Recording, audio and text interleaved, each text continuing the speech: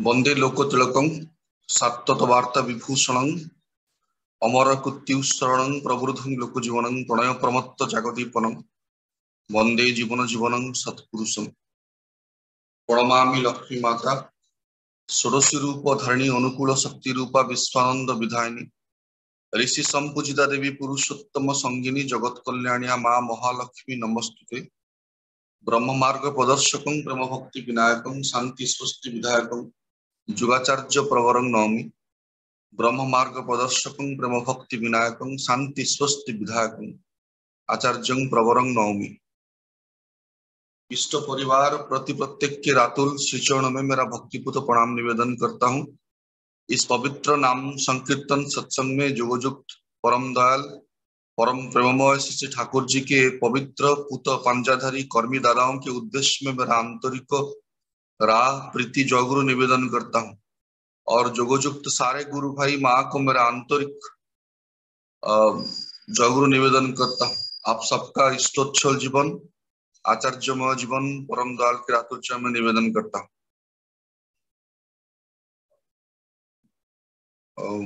मुझे ये सुजोग मिला है कि मैं ठाकुर जी का इष्ट प्रसंग करूं। परम पूज्यपाद शिष्य आचार्य देव इस बात को बोले हैं कि टॉपिक वाइज जाजन होने से हम लोगों का जाजन थोड़ा ठीक रहता है। एक टॉपिक को लेके हम लोग खोजते हैं, सर्च करते हैं और प्रेशर पड़ता है हमारे ऊपर कि हम एक पर्टिकुलर टॉपिक के ऊपर खोजे जाने, क्योंकि श्री ठाकुर जी का इतना सारे विषयों के ऊपर बोला गया है, मतलब बोला हुआ इतना सारा बात है, इतना सारा लिटरेचर है। तो परम पूज्यपाद से आचार्य देव बोल रहे हैं कि मतलब वैचित्र होना चाहिए बोलने में, मतलब ना चीज उनका बोला गया, कितना सारा चीज को हमको खोज के लाना है। तो उसके लिए वो टॉपिक वाइज होने से थोड़ा प्रेशर पड़ता है। जो वक्तव्य रखते हैं उनके ऊपर थोड़ा प्रेशर पड़ता है, लेकिन ठाकुर जी का भावधारा थोड़ा और निखर के हमारे सामने आता है। जो इतना सारा चीज है वो थोड़ा आता है हम लोग के सामने। तो दादा जब मुझे बोले कि बोलना है टॉपिक के ऊपर, तो मेरे पास प्रिपेयर्ड कोई टॉपिक नहीं था, क्योंकि एक ही दिन टाइम था, कल या परसों शायद दादा मुझे बोले। तो ये टॉपिक मेरे पास प्रिपेयर्ड था, बना हुआ था, इसीलिए मैंने बोला दादा कि इस टॉपिक के ऊपर मेरे पास ऑलरेडी डाटा है। तो दादा मुझे अनुमति दिए हैं कि इस टॉपिक के ऊपर बोलूं। मैं यहाँ इसी टॉपिक के ऊपर एक दो बार कुछ और जगहों पे भी मुझे सुजोग मिला है इसके ऊपर बोलने के लिए। इस पे एक्चुअली बोल के रखता हूँ कि पहले बात है कि ये जो भी मैं अभी बोलने जा रहा हूँ ये सारा कुछ श्री ठाकुर जी का बोला हुआ है। मैंने बस कोशिश किया कि इस टॉपिक के ऊपर ठाकुर जी कहाँ पे क्या बोले हैं उस सारा चीज को थोड़ा खाली एक जगह पे, मुझे लग रहा है शायद मैंने पूरा भी कर नहीं पाया हूँ। मेरे पास मटेरियल भी कम है बस मैं एक जगह पे उनका बातों को बस कंपाइल करके आपके सामने रखा हूँ, क्योंकि जो टॉपिक है गो बिटवीन द्वंद्ववृत्ति, ये इसके ऊपर ये एग्जैक्ट वर्ड जो है ये आपको डिक्शनरी में कहीं नहीं मिलेगा। अगर आप खोजेंगे डिक्शनरी में ये वर्ड गो बिटवीन, आपको ये वर्ड नहीं मिलेगा ये किसी ठाकुर जी का कॉइन्ड वर्ड है। ये word Shri Thakur G coin किए हैं। ठाकुर जी का कॉइन किया गया बहुत सारा नया वर्ड्स है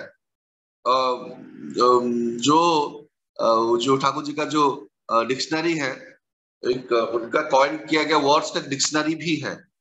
तो द्वंद्ववृत्ति जो वर्ड है it is being defined by Shri Thakur ji, द्वंद्ववृत्ति। और जब इसको मैं खोज रहा था कि इस पर्टिकुलर टॉपिक, इस पर्टिकुलर वर्ड को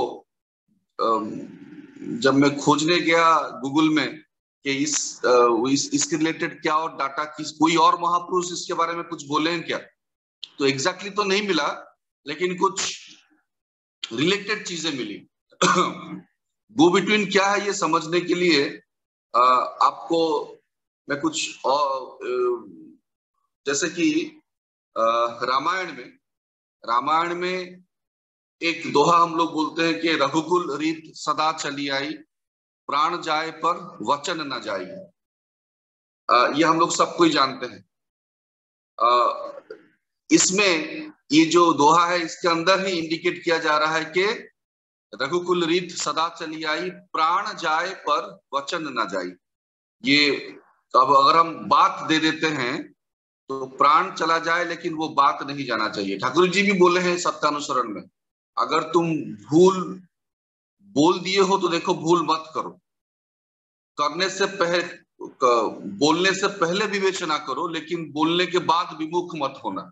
ये बात सत्यानुसरण में बोला गया है। Words are very very important. जो हम बोल देते हैं वो कितना ज्यादा इंपोर्टेंट है, ये इस दोहा से पता चलता है कि प्राण जाए पर वचन न जाए। So this is an indication of द्वंद्व वृत्ति। और थोड़ा गया तो बाइबल में देखा, बाइबल में भी जीसस बोल रहे हैं कि whoever keeps his word, in him truly the love of God is perfected. By this we may know that we are in him.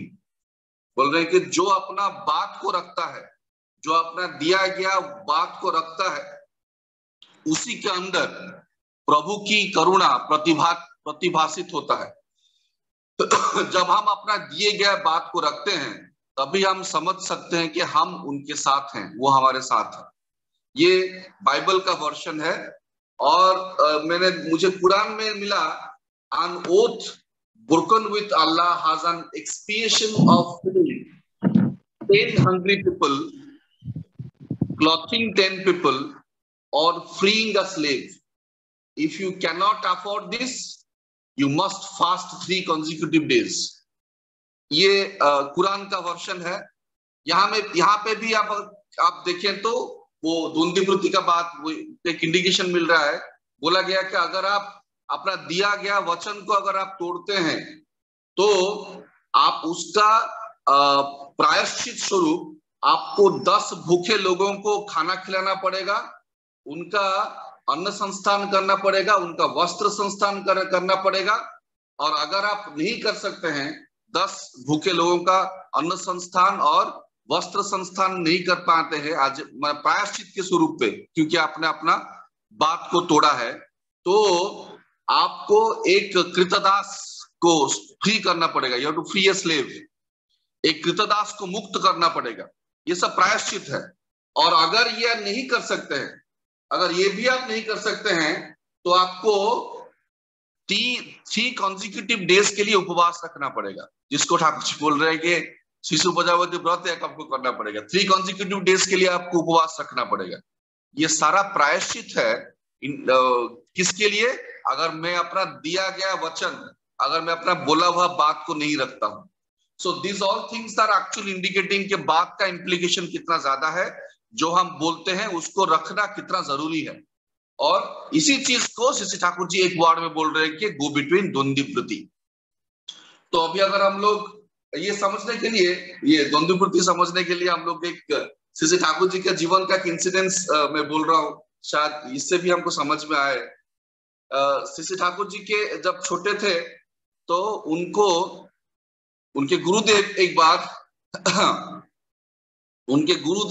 Bar school में, जो स्कूल में वो जाके पढ़ते थे, उस स्कूल में उनके टीचर जो थे, एक बार वो बोले श्री ठाकुर जी को कि अनुकूल, तुम्हारा कपड़ा, तुम हमेशा वही पुराना कपड़ा पहन के आ रहा है, हमेशा वही पुराना कपड़ा पहन के आ रहा है, तुम कल से नया कपड़ा पहन के आना, सफेद मतलब अच्छा और नया कपड़ा कल से स्कूल पहन के आना। तो श्री ठाकुर जी सोचने लगे कि परिवार का अवस्था ठीक नहीं है, आर्थिक परिस्थिति ठीक नहीं है, मैं तो हर रोज नया कपड़ा पहन के नहीं आ पाऊंगा। तो वो जाके नहीं, मैं तो पहन के नहीं आ पाऊंगा, लेकिन जब गुरुदेव बोल रहे हैं तो उनका बात भी तो अमान्य नहीं किया जा सकता है। तो वो जाके अपने टीचर को पूछने लगे क्लास के बाद के, सर अगर मैं नहीं पहन के आ पाया, अगर मैं नहीं पहन के आ पाया तो उसका प्रायश्चित क्या होगा? ये पूछे। टीचर इस बात को सीरियसली नहीं लिए, वो तो ऐसे ही बोल दिए थे कि नया कपड़ा पहन के आना, सबको बोलते हैं उनको बोल दिए। लेकिन श्री ठाकुर जी इस बात को सीरियसली लिए, क्योंकि गुरु का आदेश मंत्र मूढ़ं गुरु वाक्यं, उसको तो अमान्य नहीं कर सकते, मानना पड़ेगा। लेकिन मेरा पारिवारिक परिस्थिति ऐसा नहीं है कि मैं मान पाऊं, तो अगर नहीं मान पाऊंगा तो उसका प्रायश्चित क्या है। ये बात वो बार बार सोचने लगे और पूछने लगे जा जाके उनके पीछे पीछे। सर अवॉइड करके चले जा रहे हैं, लेकिन ठाकुर जी उनके पीछे पीछे जाके फिर से पूछ रहे हैं कि अगर नहीं मान पाया तो उसका प्रायश्चित क्या है, थोड़ा बता दीजिए। 2 4 8 बार पूछने के बाद वो टीचर जो बोले थे वो विरक्त होकर बोले, अगर तुम नहीं पहन के आ पाओगे तो तुम्हारा कुछ पाप नहीं होगा, अगर नहीं पहन के आ पाओगे तो उसमें कुछ मतलब खराब नहीं होगा। ऐसे बोल के उनको रिलैक्स किए, तब जाके श्री ठाकुर जी शांत हुए थे। तब तक वो नहीं छोड़े थे, पूछ रहे थे प्रायश्चित क्या है, मुझे बोल दीजिए, क्योंकि अगर नहीं कर पाया तो मुझे वो प्रायश्चित करना पड़ेगा। दिस इज वन इंसिडेंस कि वो अपना बात, उनको दिया गया बात कितना सीरियसली रखते थे। और एक एग्जाम्पल उनके जीवन से हम लोग सब सुने होंगे कि एक बार श्री ठाकुर जी के जो क्या होगा, नानी माँ शायद, मतलब माता मनमोहिनी देवी की माँ कृष्ण सुंदरी देवी, कृष्ण सुंदरी देवी एक बार श्री ठाकुर जी को 2 पैसा दिए थे। 1 पैसा करके 2 पैसा दिए थे, 2 कॉइन दिए थे, बोलते सुपारी लाने के लिए और पान लाने के लिए। श्री ठाकुर जी वो 2 कॉइन को एक एक हाथ में एक एक कॉइन पकड़ के, 1 पैसा, दाहिने हाथ में 1 पैसा, बाएं हाथ में 1 पैसा पकड़ के याद करते हुए रास्ते भर गए थे कि इस पैसे से पान लाना, सुपारी लाना है, इस पैसे से पान लाना है, याद करके गए थे। लेकिन जब दुकान में पहुंचे तो भूल गए कि कौन सा वाला पैसा से सुपारी लाना है और कौन सा वाला पैसे से पान लाना है। तो दुकानदार बोला, चुपचाप क्यों खड़े हो, बोलो क्या चाहिए। बोला मुझे सुपारी, और बोले सुपारी और पान तो चाहिए, लेकिन ये मैं भूल गया कि कौन सा पैसे से सुपारी चाहिए और कौन सा पैसे से पान लेना है। तो दुकानदार हंस के बोले कि ये तो दोनों का दाम तो एक है, दोनों का तो एक ही दाम है, तो किसी भी पैसे से पान ले लो, किसी भी पैसे से सुपारी ले लो, क्या प्रॉब्लम है। ठाकुर जी बोले ऐसा नहीं होगा, मुझे जिस पैसे से पान बोला गया है उसी पैसे से पान लूंगा, जिस पैसे से सुपारी बोला गया है उसी पैसे से सुपारी लूंगा। तो अगत्या क्या करना पड़ेगा, मैं तो भूल गया। तो ठाकुर जी बोले मैं अभी जाके फिर से पूछ के आता हूँ। 2 माइल रास्ता फिर से लौट के गए, जाके माँ को फिर से पूछे, माँ कौन सा पैसा पान है के लिए है, कौन सा पैसा सुपारी के लिए। माँ भी हंस पड़ी, लेकिन ठाकुर जी नहीं छोड़े, वो पूछे और एग्जैक्टली वो मार्क करके लाए और रास्ते भर एकदम रटते हुए आए, पान सुपारी ऐसे रटते हुए आए।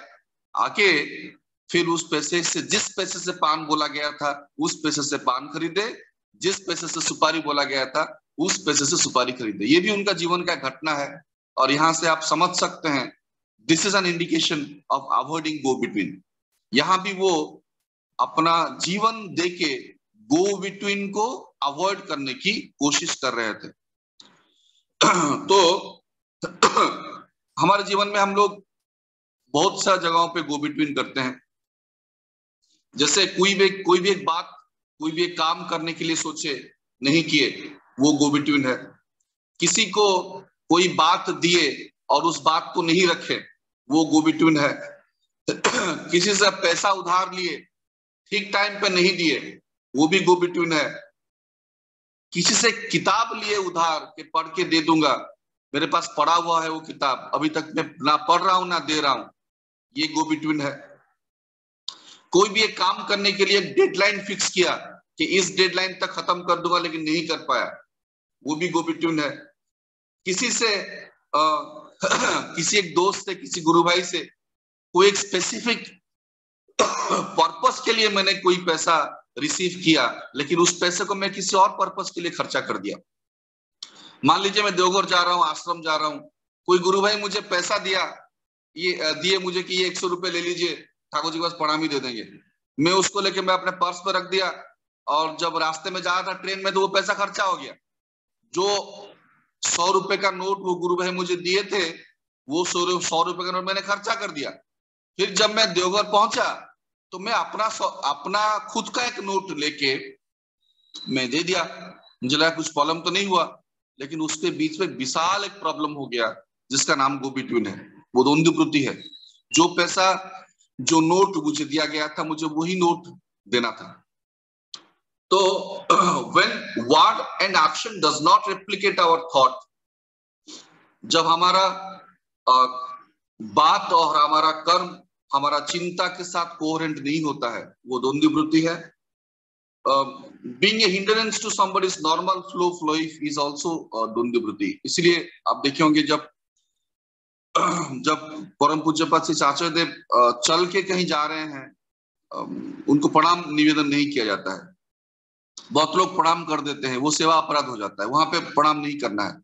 जब वो बैठेंगे, जब प्रणाम के लिए समय निर्दिष्ट होगा तभी प्रणाम करना चाहिए। ये सारा चीजें being a hindrance to somebody's normal flow of life, these are all, ये सारा किसी ना किसी तरह से गो बिटवीन को ही इंडिकेट करता है। इसीलिए श्री ठाकुर जी के डेफिनेशन में अगर देखा जाए तो ये मुझे संबिति ग्रंथ से मिला था। श्री ठाकुर जी बोल रहे हैं, द्वंद्ववृत्ति का मतलब है किसी को बात देके उस बात को ना करना, या एक उद्देश्य के से संग्रह किया गया अर्घ्य को किसी और उद्देश्य में खर्च कर देना। ये सब अभ्यास अगर तुम्हारे अंदर है तो तुम लाभप्रद कुछ भी करने क्यों ना जाओ। ये तुम्हारे अंदर एक इतना बड़ा फांकी का सृष्टि करके खड़ा होता है जिससे वंचित होने के अलावा और कोई पथ बाकी नहीं रहता है। ये वाणी संख्या 344 संबिति ग्रंथ में श्री ठाकुर इसको डिफाइन किए हैं। द्वंद्ववृत्ति का मतलब क्या है? मतलब बात दे के बात ना रखना और एक उद्देश्य के लिए संग्रह किया गया अर्घ्य को किसी और उद्देश्य में खर्च कर देना। These are all indications of द्वंद्ववृत्ति, दीज आर ऑल, ये सारा द्वंद्ववृत्ति है। अगर मैं द्वंद्ववृत्ति करता हूं, मैं कुछ भी लाभप्रद करने क्यों ना जाऊं, उसमें ऑटोमेटिकली एक हिंड्रेंस क्रिएट होगा। कोई भी मंगल काम आप करने जाए, हिंड्रेंस क्रिएट होगा। और वो जो हिंड्रेंस आ रहा है, वो जो ऑब्स्टेकल आ रहा है, वो इस द्वंद्ववृत्ति के चलते ही आता है। मैक्सिमम हमारा जीवन में कोई भी लाभप्रद काम करते वक्त जो ऑब्स्टेकल आता है, वो ऑब्स्टेकल्स का 60-70% हमारा पिछला कोई द्वंद्ववृत्ति के चलते ही आता है। अगर हम द्वंद्ववृत्ति कम कर देते हैं तो काम में ऑब्स्टेकल्स कम हो जाता है। और हम लोग जो चाहते हैं, जो भी चाहते हैं, वो धीरे धीरे होने के पथ पर चलेगा अगर मैं द्वंद्ववृत्ति अपने जीवन से हटा दूं। श्री ठाकुर जी द्वंद्ववृत्ति को डिफाइन कर रहे हैं कि दिस इज द आर्ट। जैसे कि मैंने कहा, दो चीजें बोले कि अपने दिया हुआ बात को ना रखना और किसी भी पर्पस के लिए, एक स्पेसिफिक पर्पस के लिए कलेक्टेड अर्घ्य को किसी और पर्पस के लिए खर्चा कर देना। श्री ठाकुर जी बोल रहे हैं कि गोबिटन का मतलब है मिथ्याचार। तो बोले कि मिथ्या जो है वो उसका रूट वर्ड है मिथ। मिथ मतलब डिस्ट्रॉय कर देना, बर्बाद कर देना। तो बोले कि एक इंसान के अंदर बहुत सारे अच्छे गुण हो सकते हैं, लेकिन अगर वो गो बिटवीन करता है, अगर वो अपना बात को नहीं रखता है, अगर वो अपना बात को रखने के लिए सीरियस नहीं है, अगर ही डजंट नो कि बात का वैल्यू कितना है, अगर वो इस पॉइंट को लेके सीरियस नहीं है, उसके अंदर बहुत सारा क्वालिटीज हो सकता है। तो बोले के तो उसका most of the positive effect out of his good qualities get destroyed out of this single bed quality. उसका अंदर जितना सारा अच्छा क्वालिटीज है, उस सारा यही एक जो बैड क्वालिटी है, वही यही एक जो उसके अंदर नेगेटिविटी है, उसके चलते लॉस्ट हो जाता है। That is go between. बोल रहे हैं कि जो इंसान गो बिटवीन करता है, he can never induce a sense of dependency or faith in others towards him। उसके ऊपर लोगों का विश्वास कभी नहीं रहता है, उसके ऊपर लोग डिपेंड नहीं कर पाएंगे। एक ठाकुर जी बोल रहे हैं कि सत्संग का उद्देश्य है एक इंसान को तैयार करना जिसके ऊपर परिवेश के सारे लोग डिपेंड कर पाए, भरोसा कर पाए, आपका मन का बात बोल पाए, शेयर कर पाए। ऐसा डिपेंडेबल पर्सन सृष्टि करना सत्संग का लक्ष्य है। तो अगर मैं द्वंद्वीवृत्ति करता हूं तो मैं वो सेंस ऑफ डिपेंडेंसी, वो सेंस ऑफ फेथ कभी सृष्टि नहीं कर पाऊंगा। मेरे परिवेश में मैं वो कि लोग मेरे पर डिपेंड नहीं कर पाएंगे, मेरे पर बिलीव नहीं कर पाएंगे। तो बोले ये दिस रूल ऑफ नेचर। अब जो इंसान द्वंद्ववृत्ति करता है वो अपने जीवन में एक सर्वोत्तमुखी उन्नति को अचीव नहीं कर पाता है। जो इंसान गो बिटवीन करता है, in spite of all good qualities, वो अपने जीवन में एक सर्वोत्तमुखी उन्नति को अचीव नहीं कर पाता है। बोले कि उसका सबकॉन्शियस माइंड में एक इंटरनल कॉन्फ्लिक्ट हमेशा बना रहता है, because of the incoherency between the thought and action leads to a constant pain in mind, making him more and more sterile. मतलब वो ठाकुर जी बोल रहे हैं कि वो क्योंकि अपना सोच, उसका थॉट एंड वर्ड क्योंकि हर वक्त इनकोहेरेंट है, जो सोचता है वो नहीं करता है, जो करता है वो नहीं बोलता है। ये जो थॉट वर्ड एंड एक्शन के बीच में ये इनकोहेरेंसी, क्योंकि इनकोहेरेंसी है, एक ताल नहीं है इसके अंदर, उसके चलते उसका सारा वो कुछ भी करता है उसमें कंफ्यूजिंग एटीट्यूड रहेगा, वो कंफ्यूज रहेगा, एक पर्टिकुलर गोल उसके सामने नहीं रहेगा। तो बोले go between is the most ugliest thing, it is like TB of mind. बोल रहे हैं कि जैसे शरीर का जख्मा रोग होता है, तो जैसे ठाकुर जी बोल रहे हैं कि गो बिटवीन मतलब मन का जख्मा रोग है, ये एक रोग है, ये मन का रोग है, मन का जख्मा रोग है, टीबी, ट्यूबरकुलोसिस है। This is a tuberculosis of mind. जब मन का जख्मा हो जाता है तो इंसान गो बिटवीन करता है। पॉइंट यही है, सिंपल बात यही बोल रहे हैं कि दिया हुआ बात को रखना, करने से पहले, बात देने से पहले विवेचना करना है, और विवेचना एक बार बात दे दी तो उस बात को रखना है। ये चीजें I have to very very much careful. तो इंसान गो बिटवीन क्यों करता है ये भी ठाकुर जी बोले हैं। ये मुझे शिष्य ठाकुर अनुकूल चंद्र जी का पहला भाग से मिला, जो सतीश चंद्र जोरदार लिखे हैं उस किताब से मुझे ये मिला है। वहां पे शिष्य ठाकुर जी बोल रहे हैं कि गो बिटवीन जो इंसान करता है उसका एक प्रोसेस डिफाइन किया कि क्यों इंसान गो बिटवीन करता है। इसका गो बिटवीन का 3 स्टेप्स डिफाइन किए हैं, 3 step. Step number 1 Thakur ji बोल रहे हैं कि लैक ऑफ आइडियल और lack of active urge to fulfil the ideal. मतलब जीवन में कोई इष्ट, आदर्श या सुपीरियर बिलवेड या एडोरेबल पर्सन अगर जीवन में नहीं है, वो पहला स्टेप है जहां से जीवन में गो बिटवीन घुसता है। गो बिटवीन का पहला कारण बोल रहे हैं कि लैक ऑफ आइडियल या lack of active urge to fulfil the ideal. जीवन में आदर्श का ना होना या आदर्श होने से भी एक एक्टिव अर्ज अगर नहीं है कि मैं उनको फुलफिल करूं, मैं अपने आदर्श का सारा बोला हुआ बात को एक्टिवली फुलफिल करूंगा, ये एक्टिव अर्ज अगर नहीं है तो भी आदर्श होके भी नहीं होने जैसा की ही बात है। तो first step of go between, जो गो बिटवीन का पहला कारण है, लैक ऑफ आइडियल या lack of active urge to fulfil the ideal. आदर्श का ना होना या आदर्श के प्रति एक एक्टिव स्टैंड का अभाव, ये दोनों से गो बिटवीन आता है, पहला स्टेप। दूसरा स्टेप बोल रहे हैं कि डिस्टॉर्टेड लिबिडो, विकृत सूरत संवेग। ठाकुर बोल रहे हैं कि एक वर्ड बोल रहे हैं लिबिडो, सूरत। सूरत मतलब मतलब सुंदर, सौंदर्य के साथ लगे रहना। हम सबके अंदर एक टेंडेंसी है कि अच्छे के साथ, सौंदर्य के साथ, श्रेष्ठ के साथ लगे रहने की आकृति, श्रेष्ठ के साथ लगे रहने की आकृति को सूरत संवेग बोला जाता है। जो हम लोग प्रार्थना करते हैं कि सूरत चढ़े आकाश में, करे शब्द बिलासा, धाम धाम निरखत चले, पावे निज घर वासा। वो जो सूरत वर्ड का यूज किया गया है, that indicates the tendency to get in tuned with सत एंड श्रेष्ठ। तो ये जो सूरत हमारे अंदर है, ये जन्मगत प्रवृत्ति है कि हम लोग सुंदर के साथ, श्रेष्ठ के साथ लगे रहना चाहते हैं। जब हमारे जीवन में जो स्टेप नंबर 1 ठाकुर जी बोल रहे हैं कि आदर्श नहीं रहते हैं या आदर्श के प्रति एक्टिव अर्ज नहीं रहता है कि मैं उनको फुलफिल करूं, तो ऑटोमेटिकली वहां से स्टेप नंबर 1 से स्टेप नंबर 2 आता है। मतलब मेरा सूरत संवेग डिस्टॉर्टेड हो जाता है, गड़बड़ा जाता है। सुंदर के साथ लगे रहने की टेंडेंसी मेरा गड़बड़ा जाता है, सूरत डिस्टॉर्टेड हो जाता है। तो second step is distorted libido. Third step पे ठाकुर बोल रहे कि motor sensory nerve coordination, in coordination हो जाता है।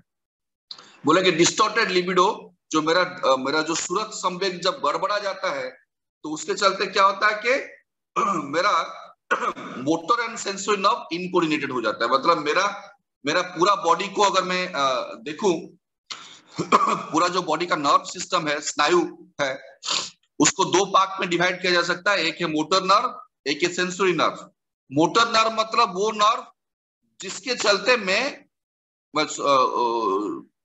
मोटर नर्व मतलब वो नर्व जिसके चलते मैं किसी भी चिंता को कार्य में परिणत करता हूं। और सेंसरी नर्व मतलब वो नर्व जो मेरे अंदर सेंसेस, जो मेरे अंदर चिंता लाते हैं। मतलब 2 चीजें हैं, चिंता और कर्म। एक नर्व मेरे अंदर चिंता लाता है और दूसरा नर्व उस चिंता को कार्य में परिणत करता है। इसको बोलते हैं motor nerve and sensory nerve. तो इन दोनों के बीच में कोऑर्डिनेशन होना जरूरी है। अगर motor and sensory nerve coordinated है तो मेरे अंदर जो चिंता आएगा मैं उसको कार्य में परिणत कर सकता हूं। इसीलिए हम लोग का क्या हो जाता है कि ये दोनों में इनकोऑर्डिनेशन हो जाता है। मतलब अगर मोटर नर्व स्ट्रांग है तो किसी किसी केसेस में मोटर नर्व स्ट्रांग है लेकिन सेंसरी नर्व खराब है। मतलब मेरे अंदर कर्म शक्ति का, कर्म करने की शक्ति है, मैं कर लूंगा, लेकिन मेरे अंदर चिंता खराब आ रहा है, अच्छा चिंता नहीं आ रहा है, तो मेरा सेंसरी नर्व गड़बड़ा गया। चिंता ठीक नहीं है, सच चिंता नहीं है, असत चिंता आ रहा है, तो मैं असत चिंता को कार्य परिणत कर लूंगा, तो भी गड़बड़ होगा। और दूसरा क्या है, मेरे अंदर चिंता तो अच्छा आ रहा है, अच्छा चिंता आ रहा है कि जाजन करूं, अच्छा चिंता आ रहा है कि आचार्य देव का बात को कार्य परिणत करूं, वो जो बात बोले हैं उसको जाऊं, घूमूं, ऊर्जा केंद्र को एक्टिवेट करूं। सारा चिंता तो आ रहा है लेकिन मेरा मोटर नर्व वीक है, वो चिंता है लेकिन कर्मोना ही चिंता सत, जो ठाकुर जी बोल रहे हैं कि पाथर पिछल नरक पथ, वही बात है। तो वो भी इनकोऑर्डिनेशन के चलते गड़बड़ हो जाएगा। इसीलिए ये स्टेप नंबर 3 हो जाएगा। अगर लिबिडो गड़बड़ा गया तो वहां से मोटर एंड सेंसरी ऑफ इनकोऑर्डिनेशन हो जाएगा और तभी इंसान कंफ्यूज हो जाता है। इसीलिए इंसान द्वंद्व वृत्ति करता है। ये 3 स्टेप के चलते, इस 3 स्टेप से हमारे जीवन में द्वंद्व वृत्ति आता है। तो पहला स्टेप आदर्श के प्रति अनुरक्ति का ना होना, दूसरा डिस्टॉर्टेड लिबिडो, विकृत सूरत संवेग, और तीसरा मोटर एंड सेंसरी नर्व का incoordination. This 3 things are intercorrelated to each other. तो अगर हम अवॉइड करना चाहते हैं गोबिटिन को, सबसे पहला जो पॉइंट है, आदर्श के प्रति अच्युत अनुराग मुझे डेवलप करना पड़ेगा। इसके लिए मुझे कोई हेल्प नहीं कर सकता है, मुझे एकक साधना है। ये हम लोग लास्ट टाइम परसों शायद हम लोग गए थे, आचार्य देव, परम पूज्यपाद श्री आचार्य देव के साथ मीटिंग था। पूज्य नवीन दादा भी बुलाए थे। वो दीक्षा पत्र रेक्टिफिक, जो दीक्षा सारा हमारे धनबाद जोन का दीक्षा का लिस्ट दिया गया, सारे गुरु में घर को जाने के लिए बोला गया, बहुत कुछ बात डिस्कशन हो रहा था। वहां पे आचार्य देव एक बात बोल रहे थे, बोले कि एकक साधना, दो तरह का साधना होता है। एक होता है एकक साधना, एक होता है कि समष्टिगत साधना। एकक साधना मैं खुद करता हूं, उसको कोई देखता नहीं है। मैं कितने बजे इष्टभूति करता हूं, मैं ब्राह्म मुहूर्त में इष्टभूति करता हूं कि नहीं, मैं नामध्यान परायण हूं कि नहीं, मैं ये सब चीज कोई नहीं देखता है। ये मैं और मेरे ठाकुर जी, इसके बीच में और कोई है नहीं, कोई जान भी नहीं पाएगा। समष्टिगत साधना जो है, सत्संग जाना, भजन करना, कीर्तन करना, प्रार्थना करना, इसको हर कोई लोग देखता है। तो आचार्य देव बोल रहे हैं कि एकक साधना ठीक होना चाहिए। और बोले कि मैं तो टॉपिक से थोड़ा बाहर आ रहा हूं, मैं बस याद आ गई ये बात। बोल रहे कि बहुत सारे कर्मी हैं, मैं देखा हूं, लेकिन मैं देखता हूँ कर्मी, बहुत सारे कर्मी को मैं जानता हूं लेकिन उनके परिवार के लोग नहीं आ रहे। मैं उनके परिवार के लोगों को नहीं पहचानता हूँ। अच्छा भी कल परसों ही बोल रहे थे, मैं उनको पहचानता हूँ, वो मेरे पास आते हैं, लेकिन कभी अपने परिवार के लोगों को लेके नहीं आए। मैं उनके परिवार को लोगों को नहीं पहचान पाऊंगा। क्यों बोल रहे कि ऐसा क्यों हो रहा है? बोले वो लोग इतना काम कर रहे हैं, लेकिन उनके परिवार के लोग क्यों नहीं आ रहे? अगर वो इतना एक्टिवली काम कर रहे हैं तो परिवार के लोग उसको फॉलो क्यों नहीं कर रहे हैं? ठाकुर जी बोल रहे हैं ये प्रॉब्लम इसलिए हो रहा है क्योंकि मेरा एकक साधना ठीक नहीं है। बोल रहे हैं समष्टिगत भाव से हो सकता है कि मैं दिखा रहा हूं कि मैं अच्छा हूं, भजन कीर्तन कर रहा हूं, जाजन कर रहा हूं, लोग समझ रहे हैं कि I am a spiritual elevated person. लेकिन मेरा एकक साधना क्या है? मैं नाम ध्यान कर रहा हूं कि नहीं, मैं प्रार्थना कर रहा हूं कि नहीं, मैं इष्ट ठीक समय पे कर रहा हूं कि नहीं, ये चीजें तो मेरी पत्नी देख रही है, मेरे बच्चे देख रहे हैं। मेरा एकक साधना को मेरे घर के लोग देख रहे हैं। मेरा एकक साधना ठीक नहीं होगा तो मेरा घर के लोग सोचेंगे ये आदमी ढोंगी है। अच्छा देव यही वर्ड यूज कर रहे थे, बोले ये आदमी ढोंगी है, ये जो बोलता है वो नहीं करता है। बाहर तो बोलता है बड़ा बड़ा बात, लेकिन घर में नहीं करता है। तो इनडायरेक्टली वो लोग अपने सबकॉन्शियस माइंड में सोचते हैं कि ये जैसा ढोंगी है, इसके गुरुदेव भी उसे ढोंगी होंगे। ये तो ढोंगी है तो उसे गुरुदेव भी ऐसे ही ढोंगी होंगे। ये सोच के वो लोग ठाकुर जी के साथ युक्त नहीं हो रहे। ठाकुर जी जो बोल रहे थे कि तुम्हारे अंदर तो चारित्रिक दोष दुर्बलताएं हैं, उसको चलते तुम लोगों को परमपिता से वियुक्त मत कर देना। एग्जैक्टली वही बात है। तो ठाकुर जी आचार्य वही बोल रहे थे कि कर्मी लोग तो आ रहे हैं, बहुत सारे गुरु भाई आ रहे हैं, मैं इनको जानता हूं, लेकिन उनके परिवार के लोगों को नहीं जानता हूं। ये परिवार के लोग क्यों नहीं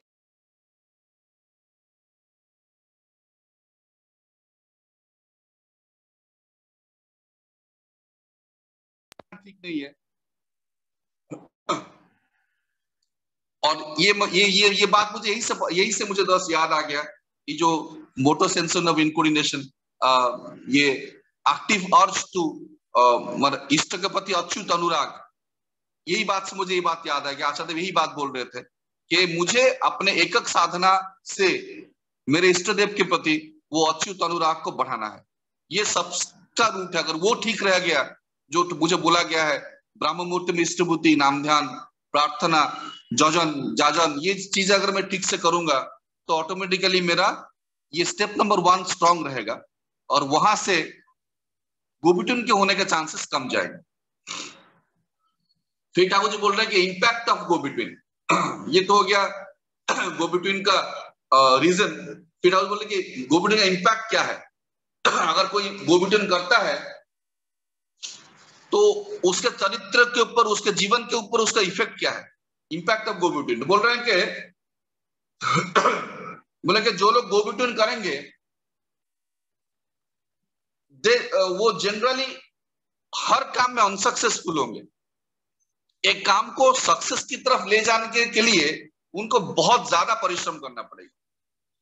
बोल रहे हैं कि they will lose all opportunities, बोले कि in spite of their all round effort they will possibly make some silly mistakes at the neck of the moment, at the leading that will lead them to failure। Thakur ji बोल रहे हैं बहुत critical बात बोल रहे हैं यहाँ पे। बोल रहे हैं कि जो इंसान गो बिटवीन करता है उसका ट्यूनिंग गड़बड़ा जाता है। ट्यूनिंग मतलब क्या, मैं बस लिंक करके बोल रहा हूं। मुझे ऐसा जो इस बात को मैं जो समझा मैं इस तरह से बोल रहा हूं। ये मैं सुना था शिशि बोर्दा के जीवन का घटना। शिशि बोर्दा एक बार बोल रहे थे कि मैं हर रोज सुबह नाम ध्यान करता हूँ, एक भी दिन मेरा छूटा नहीं, हर रोज सुबह ब्रह्म मुहूर्त में मैं नाम ध्यान करता हूँ। और एक दिन मुझे तबियत खराब था, मैं सो गया था, मुझे बुखार था, मैं ऐसे सो गया था। मेरा मतलब वो जो नाम ध्यान का जो टाइम है ब्रह्म मुहूर्त में, वो टाइम में मैं सो गया हूँ। उसी वक्त एक साउंड हुआ, एक आवाज हुआ। मैं उठ के देखा कि वो मेरा खिड़की खुला था, खिड़की के पास एक कुछ रखा था, ग्लास या कुछ रखा हुआ था, और एक बिल्ली उसके अंदर आई।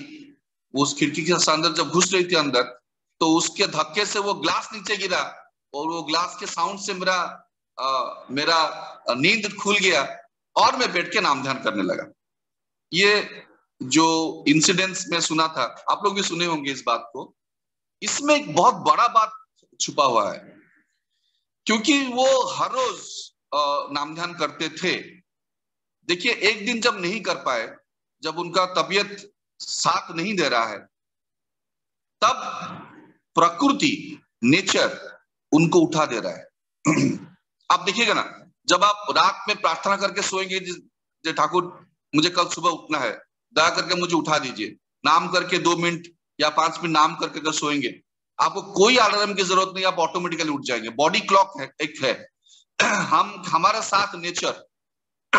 साथ नेचर का एक ट्यूनिंग है। मैं एक बार एक वीडियो देख रहा था यूट्यूब में, एक कीड़ा है, उसका नाम कुछ देख रहे तो मुझे याद नहीं आ रहा है। वो कीड़ा 14 साल में एक बार उठता है और खाना वाना खा के फिर सो जाता है। लेकिन वो एग्जैक्ट सोएगा जब ना, एग्जैक्ट 14 साल के बाद फिर उठेगा, एग्जैक्ट 14 साल। उसके पास कोई कैलेंडर नहीं है, उसके पास कोई घड़ी नहीं है, लेकिन एग्जैक्ट 14 साल के बाद वो फिर उठ जाता है। ये कैसे होता है? क्योंकि नेचर के साथ इंट्यून्ड हो जाना। मैं जो भी कर रहा हूं उसका इफेक्ट ईथर में स्टोर हो रहा है, नेचर में वो रिकॉर्डेड होकर रह रहा है। जब नेचर देख रहा है, जब प्रकृति देख रहा है कि मैं अपने सारा चिंताओं को कर्म में परिणत करने की आप्राण चेष्टा कर रहा हूं, तो अकॉर्डिंगली नेचर मेरे साथ इंट्यून्ड हो जाता है। इसीलिए वो जो एग्जाम्पल मैंने बोला, जिस दिन सीसी बोर्दा नाम ध्यान नहीं कर पा रहे हैं, तबीयत खराब है उनका, वो सो गए हैं, लेकिन एक ऐसा इंसिडेंस हो गया जिससे वो ऑटोमेटिकली उठ गए। तो ये जो इंसिडेंस हुआ, ये जो कोऑपरेशन मिला, कहां से मिला? नेचर से मिला। अभी उसका उल्टा भी होता है। ठाकुर जी ये बात भी बोले हैं। उल्टा कैसे होता है? मान लीजिए मैं हर वक्त जो सोचता हूं उसको काम में परिणत नहीं करता हूं। जो भी मैं सोचता हूं, आज मैं सोचा ये करूंगा, फिर मैंने उसको डिले किया, जिसको हम लोग बोलते हैं प्रोक्रास्टिनेशन। हम लोग उसको मतलब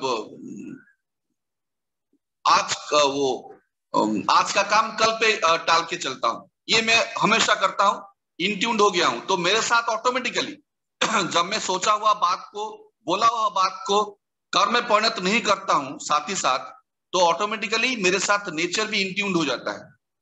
तो क्या होता है, ये एक शॉर्ट सर्किट जैसा है। तो जब भी मान लीजिए आज मेरे ऊपर बहुत बड़ा दायित्व आ गया है, मुझे करना है, आज मेरा मान लीजिए एक बहुत बड़ा दायित्व आया है, ये अगर मैं करूंगा मुझे एक बहुत बड़ा जॉब मिलेगा, ये बहुत बड़ा मुझे एक फायदा होने वाला है। लेकिन उसके लिए मुझे इस काम को एकदम परफेक्टली इस टाइम के अंदर खत्म करना है। मान लीजिए मुझे इतने बजे एक ट्रेन पकड़ना है, पकड़ूंगा तो वो काम हो जाएगा। ऐसा अचानक से मेरे ऊपर एक बहुत बड़ा दायित्व आ गया जो मेरे लिए लाभप्रद है।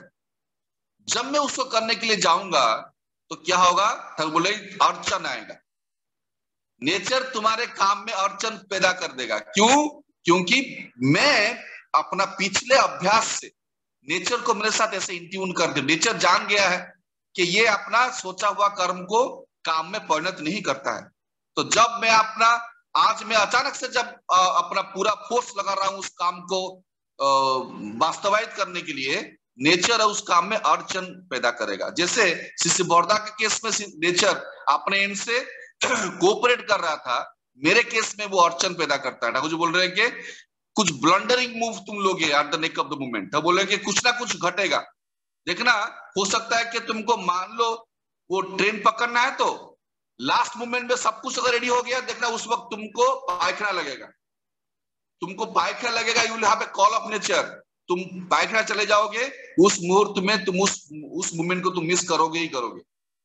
ये होता है जब हम लोग गो बिटवीन करते हैं, बार बार गो बिटवीन करते हैं, तो अकॉर्डिंगली हमारा बॉडी क्लॉक गड़बड़ा जाता है। नेचर हमारे काम में अड़चने पैदा करना शुरू कर देता है। तो ठाकुर जी बोल रहे हैं कि go between is a critical offence. ये सबसे बड़ा, बोले विश्वासघातकता से बड़ा कोई मतलब विश्वासघातकता से बड़ा कोई पाप नहीं है।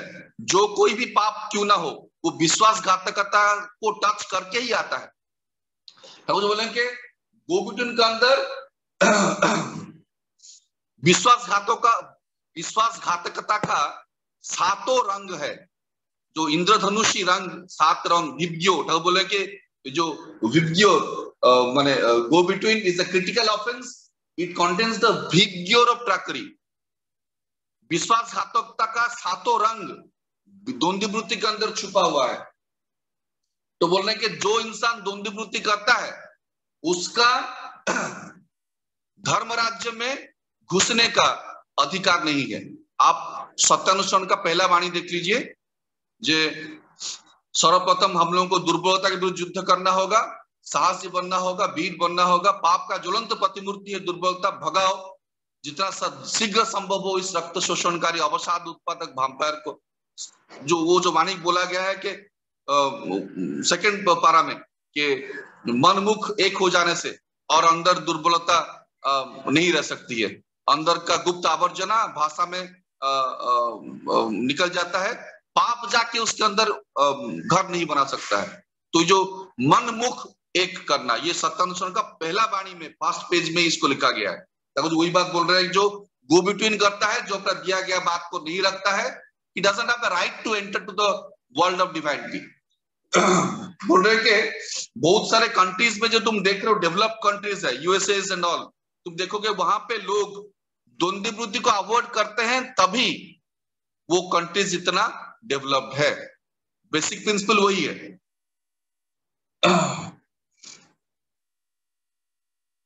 अच्छा, बोल रहे हैं कि द्वंद्ववृत्ति, दादा मुझे लग रहा है मेरा समय समाप्त है। मैं टाइम और देखा नहीं, आई थिंक इट्स ओवर। दादा दादा मेरे पास क्या समय है? बोलिए दादा। दादा मैं खत्म कर रहा हूँ, मैं खत्म कर रहा हूँ। राहुल बोल रहे हैं कि गो बिटवीन करने से और एक इम्पैक्ट क्या होता है। एक तो है अनसक्सेसफुल होते हैं, जो काम करेंगे वो काम सक्सेस की तरफ नहीं जाएगा, अड़चने पैदा होगा।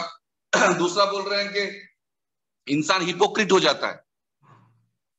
You start behaving like a hypocrite. Hypocrite मतलब बोल रहे हैं कि आपको कोई अगर प्रशंसा भी करेगा तो आपको लगेगा कि आपको वो कमेंट कर रहा है। तो बोल रहे हैं कि अच्छा बात भी उसको खराब लगेगा। तो वो जो बोले ना कि विश्वास हारिए फेले ताई कुटिल इंद्रिय परवश हो पड़े। बोलने से हो तो बोलता है बेस, लेकिन अंतर में रहती अशांति है। मतलब उसको पूछोगे आप कैसे हैं दादा, आप कैसे हैं, ये भी पूछेंगे तो लगेगा कि वो नॉर्मली फील करेगा कि मुझे शायद ये कमेंट कर रहे हैं, मुझे जोक कर रहे हैं। वो जानते हैं मैं खराब हूं, इसलिए शायद मैं मतलब हमेशा अंदर से लोग अंदर से एक इन्फिनिटी कॉम्प्लेक्स आता है। इंसान सोचने लगता है कि यार मुझे हमेशा हर कोई, ये परिवेश में हर कोई मेरा कमेंट मत कर रहा है, हर कोई मेरा मजाक बना रहा है, ऐसा सोच आता है। इसके पीछे का रीजन क्या है? Only go between. वो इंसान गो बिटवीन कर रहा है, इसीलिए गो बिटवीन इस तरह का थॉट दिमाग में लाता है। फिर बोल रहे हैं कि गो बिटवीन को हम लोग कैसे अवॉइड कर सकते हैं। लास्ट चीज यही है, कैसे अवॉइड कर सकते हैं। हम बोल रहे हैं कि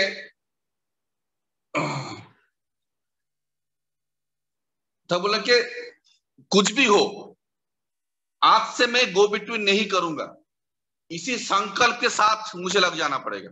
ये ठाकुर जी का बोला है बात। बोले और कोई उपाय नहीं है। Do not deviate from this संकल्प at any cost, even you have to face thunderstorm over your head. बोले अपने ऊपर एक झड़ अगर भी चला जाए, एक विशाल झड़ भी अगर तुम्हारे ऊपर चला जाए, तो भी मैं गो बिटवीन नहीं करूंगा, ये संकल्प के साथ लग जाना पड़ेगा। जैसे श्री ठाकुर जी के जीवन में हम देखें, वो जो रसगुल्ला खाते थे, रसगुल्ला का लोभ को अवॉइड करने के लिए, वो जो खेत के अंदर रसगुल्ला का वो लोभ को अवॉइड करने के लिए वो खेत के अंदर वो जो पेड़ को पकड़ के वो नीचे सो गए थे, क्योंकि वो उनके अंदर वो टेंडेंसी आ रहा था कि मैं जाऊं और रसगुल्ला खाऊं। अंदर में आ रहा है कि मैं खाऊं, लेकिन बाहर से वो उसको कंट्रोल करे कि नहीं जाऊंगा। तो ठाकुर जी वही बोल रहे हैं कि एकमात्र उपाय है कि मैं एक संकल्प लूं कि आज से मैं गोबिटून नहीं करूंगा और कठोर संकल्प के साथ लग जाऊंगा कि नहीं करना है। श्री बोरदा बोले हैं कि डेली रूटीन मेंटेन करने से और at the end of the day उसको एनालिसिस करने से गोबिटून का चांसेस घट जाता है। अगर हम लोग मेंटेन करें at the starting of the day, सुबह उठ के इष्टबुद्धि करके नाम ध्यान करने के बाद अगर मैं मेंटेन कर लूं कि आज दिन भर में क्या क्या करने वाला हूं, अगर मैं नोट कर लूं, लिख लूं, तो और लिखने के बाद अगर मैं उसी हिसाब जो मैंने सोचा है उसी हिसाब से मैं अगर मैं कोशिश करूं कि ये सारा चीज मैं करूं दिन भर, और रात में सोने से पहले अगर उसको मैच कर लूं कि क्या क्या मैं सोचा था और कहां कहां पे मेरा सोचना और करने में मिसमैच हुआ, वो रिकॉर्डेड हो जाएगा। एक बार वो रिकॉर्डेड हो गया तो मेरे सामने आ जाएगा, और मेरे सामने आ गया तो उसको फिर वो गलती को सुधारने में सुविधा हो जाएगा। तो श्री बोरदा ये बात बोले हैं कि डायरी मेंटेन करने से, श्री बोरदा डायरी मेंटेन करते थे, डायरी मेंटेन करने से सुविधा हो सकता है, गोबिटून को हम लोग अवॉइड कर सकते हैं। ठाकुर जी एक जगह पे लास्ट में यही बोल रहे हैं कि अगर कुछ दिन के लिए, 6 महीने के लिए अगर कोई एक ड्यूरेशन दिए, मुझे याद नहीं आ रहा है, एक टाइम बोले कि अगर कोई मिनिमम 6 महीने तक कोशिश करे कि गोबिटून को अवॉइड करें, एकदम लग जाए तो सारा जीवन वो राजा का जीवन जिएगा। एक बार गोबिटून के हाथ से तुम मुक्ति पा गए, तुम सारा जीवन तुम राजा के साथ एक you can live like a Prince. भिखारी की तरह जीने, तुम जो भिखारी की तरह जी रहे हो ये तुम समझ जाओगे। अगर तुम एक बार द्वंद्ववृत्ति के हाथ से तुम निकल गए तो तुम समझ पाओगे कि तुम्हारा जीवन किस लेवल तक जा सकता है। हम लोग एक्चुअली स्क्वीज्ड हो गए हैं, हमको लग रहा है कि यही जीवन है, संकोचन ही दुख और प्रसारण ही सुख। तो प्रसारित जीवन क्या है वो समझ में आएगा अगर मैं धीरे धीरे अपने जीवन से द्वंद्व बुद्धि को अवॉइड करने में व्रती हो जाऊं। तो बोले एक बार तुम इसके चुंगल से निकल गए तो देखना कभी और इसके चुंगल में पड़ने का मन ही नहीं करेगा। ये ठाकुर जी बोल रहे हैं। तो एक ही उपाय है, कठोर संकल्प के साथ लग जाऊं कि मैं इसको नहीं करूंगा। और उसका जो पहला स्टेप जो ठाकुर जी बोले हैं, इष्ट के प्रति अच्युत अनुराग, उनको प्रति श्रद्धा, मेरा एकक साधना को मुझे ठीक करना पड़ेगा, करके अगर मैं चलूं तो इसके हाथ से रिहाई पा सकता हूँ।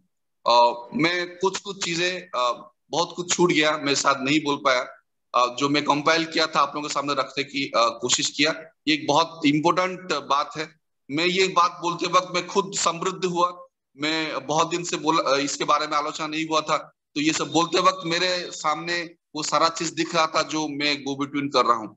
और ये गोबिटून के हाथ से हम लोग मुक्ति पाए। जो आचार्य देव जो बात बोले हैं, मुझे जो इंस्ट्रक्शंस दिए हैं, उसको नोट करके एकदम परफेक्टली डेडलाइन के अंदर मैं खत्म करूं, यही मेरा साधना होना चाहिए, यही मेरा लक्ष्य होना चाहिए। मैं आप लोग सबका सुदीर्घ निरामय जीवन परम दयाल के अतुल चरण में निवेदन करता हूँ। जय गुरुदेव।